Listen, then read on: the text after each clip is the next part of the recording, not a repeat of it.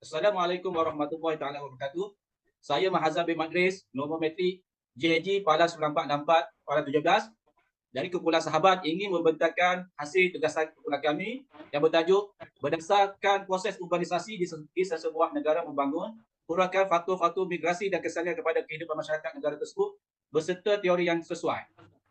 Di sini terdirinya ahli kumpulan kami iaitu kumpulan sahabat.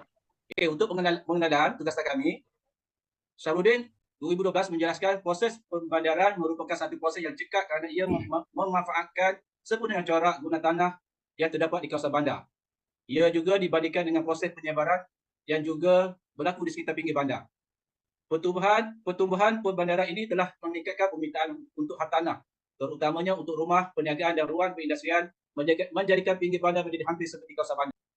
Nina 2013 menyatakan bahawa setiap projek pembandaran harus mengutamakan aspek ekonomi, sosial dan budaya penduduk tempatan sambil membuat perubahan yang minimum kepada mereka. Masni 2012 menjelaskan bahawa kebanyakan proses pembandaran semasa telah mengakibatkan beberapa kesan negatif, termasuk penggunaan tanah yang tinggi, pengeluaran tenaga yang tinggi dan isu air.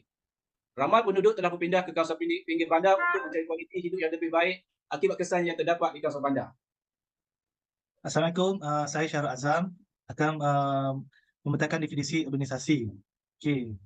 Mengikut Pandu 2012 menjelaskan perbandaran atau urbanisasi ialah pergerakan sengaja penduduk dari kawasan luar bandar di mana aktiviti tradisional diamalkan ke kawasan bandar di mana aktiviti ekonomi moden diamalkan.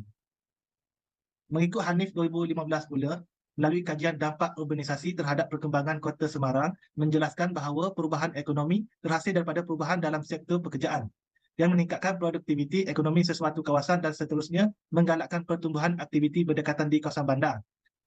Manakala urbanisasi boleh ditakrifkan juga sebagai satu proses perubahan dan penerapan ciri-ciri bandar terhadap sesuatu kawasan, dan proses ini akan melibatkan penghijrahan penduduk luar bandar, perubahan aktiviti ekonomi, pembangunan kawasan bandar, peningkatan penyediaan kemudahan perbandaran, perubahan sosial dan pemindahan nilai dan ciri masyarakat tradisional kepada masyarakat moden serta perubahan guna tanah keseluruhannya.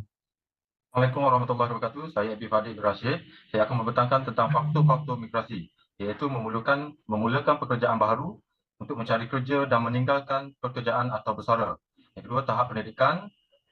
Yang ketiga, kadar upah dan yang keempat, kestabilan politik sesebuah negara. Bagi kesan migrasi kepada kehidupan masyarakat Indonesia beserta teori yang sesuai, saya akan terangkan tiga. Pertama, kemasukan buruh asing di Malaysia berpotensi menjumbang kepada pengembangan ekonomi negara, di mana Malaysia mempunyai antara kadar pertumbuhan ekonomi terpantas. Menurut Zaleha, pertumbuhan ekonomi Malaysia yang pesat boleh dikaitkan dengan peningkatan kemasukan pekerja asing di negara ini. Dari segi teori neoklasik yang memberi tumpuan kepada perbezaan upah antara wilayah yang menarik buruh untuk berhijrah boleh digunakan untuk menerangkan bagaimana penghijrahan ini memberi kesan kepada upah antara buruh. Perbezaan gaji itu terhasil daripada permintaan dan penawaran untuk buruh serta faktor-faktor lain yang menjadi penyebab kepada perbezaan upah buruh ini. Untuk yang kedua, kemasukan buruh asing telah membantu dalam menyelesaikan isu kekurangan buruh dalam sektor penting, khususnya sektor pembinaan. Dengan menyediakan tenaga kerja yang mencukupi, pekerja asing ini telah membantu dalam mempercepatkan proses pembangunan fizikal dan infrastruktur.